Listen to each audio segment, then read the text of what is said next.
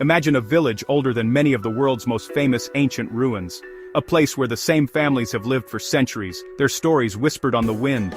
This is Acoma Pueblo. It sits high in the New Mexico desert, a living testament to human endurance. While great empires have risen and fallen across the globe, this remarkable community has quietly persisted. It is not a ruin, but a home.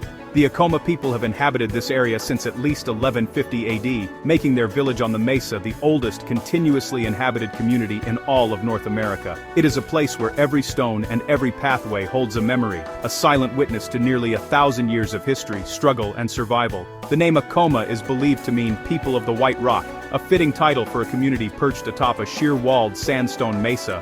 This is not just a settlement, it is a declaration of strength and a symbol of profound connection to the land. As you look up from the desert floor, the village seems to almost float, blending into the sky itself. This has earned it the name Sky City. For generations, this elevated position has provided not just a home, but a sanctuary. It is a place that feels closer to the heavens, a sacred space where the spiritual and physical worlds meet, and where the echoes of ancient chants still seem to hang in the crisp, dry air. When one stands within the village, the sense of time shifts. The modern world feels distant, almost irrelevant. Here, the rhythm of life has been guided by the sun, the seasons, and the ancient traditions passed down from one generation to the next. The adobe homes clustered together appear as though they have grown directly from the rock itself. It is a landscape shaped by both nature and human hands working in harmony. This continuity is what makes Acoma so extraordinary. It is a living link to a past that, in most other places, has been lost to time, a vibrant cultural heart that continues to beat strongly against the odds. The sheer age of Acoma Pueblo is difficult to fully comprehend. When its first inhabitants were building their homes here, medieval knights were still building castles in Europe, and the great cathedrals were just beginning to take shape. The village has withstood droughts, conflicts, and the immense pressures of a changing world. It has seen the arrival of outsiders and has endured profound tragedy, yet its spirit remains unbroken. To visit Acoma is to step into a story that is still being written, a powerful narrative of resilience, faith, and the unbreakable bond between a people and their ancestral home, a true city in the sky.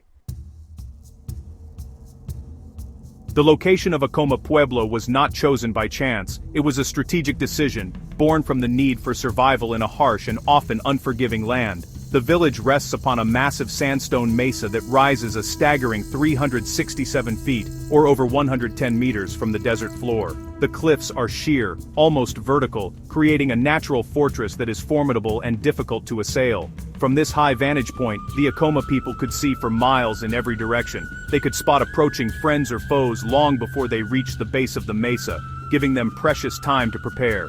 This natural defense was their greatest ally in protecting their families and their way of life. Access to this sky-high sanctuary was once incredibly limited. For centuries, the only way up or down was through a series of hand-carved toeholds and fingerholds that snaked up a narrow fissure in the rock face. This staircase, a marvel of ingenuity and courage, was steep and treacherous. It required great skill and strength to navigate, especially when carrying supplies like water, food, or building materials. For the Acoma people, it was a daily reality. For any potential attacker, however, this single, easily defended path presented an almost insurmountable obstacle. This clever use of the natural landscape demonstrates a deep understanding of their environment and a remarkable will to endure. The adobe homes themselves were an extension of this defensive strategy. They were built in rows, often 3 stories high, with the different levels connected by ladders that could be pulled up in times of danger. The houses share common walls, forming a solid, continuous barrier along the edges of the mesa. The ground floor levels traditionally had no doors or windows. Entry was gained by climbing a ladder to the roof and then descending through a hatch. This design turned the entire village into a unified fortress. If an enemy did manage to scale the cliffs, they would be met not with open doors, but with solid walls and a determined community ready to defend their home from above. Beyond defense, the mesa top also offered a unique way to manage precious resources.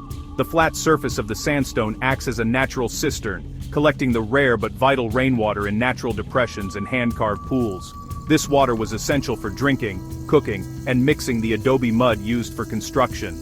Living on the mesa meant the Acoma people had to be masters of conservation, carefully managing every drop of this life-giving resource. The strategic choice of location was therefore a masterstroke, providing security, a commanding view, and a means to capture the most essential element for survival in the arid southwest water. The Acoma people are a deeply spiritual and resilient community, their way of life intricately woven with the land they inhabit. For centuries before the arrival of outsiders, they thrived in this challenging desert environment through a combination of agriculture, hunting, and trade. Below the mesa, in the valleys, they cultivated fields of corn, beans, and squash, the three sisters of Native American agriculture. These crops were perfectly suited to the arid climate and formed the foundation of their diet. They developed sophisticated dry farming techniques, using the seasonal rains and runoff to nourish their plants. This connection to the earth was, and still is, a central part of their cultural and spiritual identity. Hunting and gathering supplemented their agricultural efforts. Men would journey from the mesa to hunt deer, antelope, and rabbits, providing essential protein for their families. They also gathered wild plants for food and medicine, possessing an encyclopedic knowledge of the local flora. The Acoma were also skilled traders, part of a vast network that connected communities across the Southwest. They would trade their surplus crops and beautifully crafted pottery for goods they could not produce themselves, such as shells from the distant coast, turquoise from other pueblos, and macaw feathers from the south. This interaction with other cultures enriched their society and helped them prosper. Perhaps the most famous expression of Acoma culture is their pottery. Acoma pottery is world-renowned for its beauty and technical brilliance. The potters, traditionally women, use a local gray clay that they prepare with great care. The vessel walls are incredibly thin, yet remarkably strong, a testament to the potter's skill. Each piece is hand-coiled, shaped, and smoothed to perfection. They are then painted with intricate geometric patterns, often in black, white, and orange, using paints made from minerals and plants. These designs are not merely decorative, they are symbolic, often representing rain, clouds, mountains, and the sacred elements of their world, connecting each piece to the story of their people. Life on the mesa was a communal effort, with families and clans working together for the good of all. The society is matrilineal, meaning that property and clan heritage are passed down through the mother's side. This system gives women a central and respected role within the community. The traditional adobe homes are owned by the women of the family. This strong social structure, combined with their deep spiritual beliefs and practical skills, allowed the Acoma people to build a stable and enduring society. Their ability to adapt and thrive on their white rock mesa is a powerful story of human ingenuity and cultural strength. The peaceful and self-sufficient world of the Acoma people was shattered in the 16th century with the arrival of the Spanish conquistadors. The first encounters were cautious, but, tensions quickly grew as the Spanish sought to impose their rule, their religion, and their demands for tribute. For the Acoma, who had lived independently for centuries, submitting to a foreign power was just unthinkable. Their fortress-like home on the mesa gave them a sense of security, and they resisted the Spanish demands.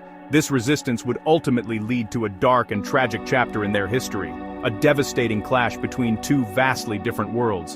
In 1598, a confrontation with a group of Spanish soldiers led to several of them being killed. In retaliation, the Spanish governor, Juan de Oñate, ordered a punitive expedition.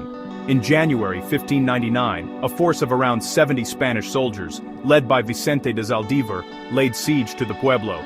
The Acoma warriors fought bravely to defend their home, but they were no match for the Spanish cannons and superior weaponry. The battle raged for 3 days, culminating in a horrific event known as the Acoma Massacre. Hundreds of Acoma men, women, and children were killed, and the village was set ablaze. The aftermath of the massacre was brutal and designed to crush the spirit of the Acoma people forever. The survivors were rounded up and subjected to cruel punishments. Men over the age of 25 had 1 foot cut off and were sentenced to 20 years of servitude.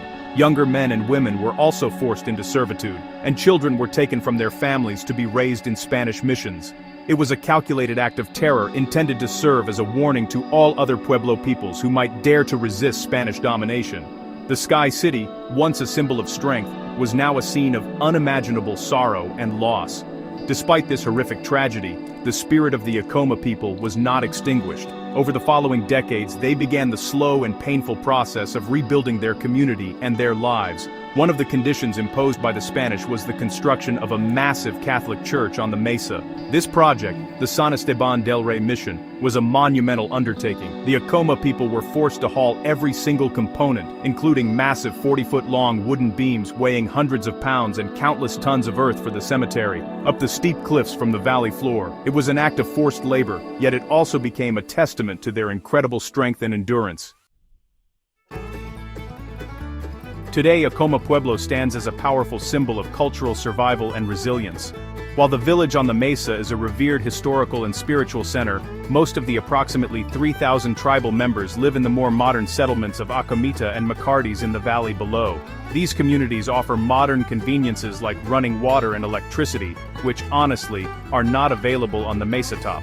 However, many families maintain their ancestral homes in Sky City, returning for important ceremonial occasions, feast days, and personal reflection. The old village remains the heart of the Acoma world, a sacred place that connects the present generation to their ancestors. The San Esteban del Rey mission, built with so much pain and effort, is now a cherished part of the Pueblo's identity. It stands as a complex symbol, a reminder of Spanish conquest, but also of the Acoma people's ability to endure and even incorporate foreign elements into their own cultural landscape. The mission is a national historic landmark, recognized for its unique architecture and the incredible human story behind its construction. The cemetery in front of the church, filled with earth carried up from the valley floor, is considered sacred ground, a final resting place for generations of Acoma people. It is a place where two faiths, Catholic and traditional Acoma, coexist. Tourism has become an important part of the Acoma economy, allowing them to share their incredible story with the world on their own terms. The pueblo is open to visitors, but only through guided tours led by Acoma tribal members. This approach ensures that the village is treated with respect and that visitors gain an authentic understanding of Acoma history and culture. During the tour, guides share stories passed down through generations, explain the significance of the architecture, and provide insights into their way of life. Visitors can also purchase traditional pottery and other crafts directly from the artists, providing vital support for the community and its artistic traditions. Daily life for the Acoma people is a blend of modern living and ancient tradition. Children attend school, people work in various professions, and families gather for celebrations just like anywhere else. Yet their connection to their heritage remains incredibly strong. The Karasan language is still spoken, traditional ceremonies are practiced, and the art of pottery making continues to thrive. The village on the mesa is more than just a tourist attraction. It is a living, breathing cultural center. It is a place where the past is not forgotten but is actively honored, ensuring that the legacy of the people of the White Rock will continue for generations to come. The story of Acoma Pueblo is filled with unique facts that set it apart as a true wonder of the world. It is, first and foremost, the oldest continuously inhabited village in the United States, a title that speaks volumes about the tenacity of its people. The massive San Esteban del Rey mission is itself a marvel. Its walls are up to 9 feet thick, and it was constructed without the use of metal nails. The enormous roof beams, each weighing over 600 pounds, were carried by hand from the San Mateo Mountains, over 30 miles away, a journey that is a legend in its own right. This incredible feat of engineering and human labor makes the mission one of the most significant colonial-era structures in the country. Another fascinating aspect of Acoma is its traditional governance. The pueblo is led by a tribal council, which includes a governor who serves a 2-year term. However, the spiritual leadership rests with the cacique, a lifelong religious leader who is chosen by the clan leaders and holds immense authority and respect within the community. This dual system of secular and spiritual governance has helped maintain social cohesion and cultural continuity for centuries. Furthermore, the matrilineal social structure, where homes and clan identity pass through the mother's line, has ensured a stable and powerful role for women throughout Acoma's long history, a practice that continues to shape the community today. The art of Acoma pottery is another unique legacy. The potter's use of extremely thin walls is a hallmark of their craft, a technique that requires extraordinary skill and patience. The intricate, fine-line geometric designs are not just beautiful, they are a visual language, full of symbolism related to water, the sky, and life. These patterns have been passed down through generations, with each artist adding their own subtle interpretation while honoring the ancient style. Owning a piece of Acoma pottery is like holding a piece of history, a direct connection to a vibrant and enduring artistic tradition that is found nowhere else on Earth. In conclusion, Acoma Pueblo is far more than just an ancient village or a historical site. It is a living, breathing community that stands as a powerful testament to the resilience of the human spirit. From its strategic perch on a towering mesa, it has witnessed centuries of change, endured unimaginable hardship, and held fast to its cultural identity. The story of Acoma is a story of survival, of adaptation, and of an unbreakable bond between a people and their ancestral home. It is a treasure not just for Native Americans, but for all of humanity. a legacy etched in stone and sky, reminding us of the enduring power of faith, community,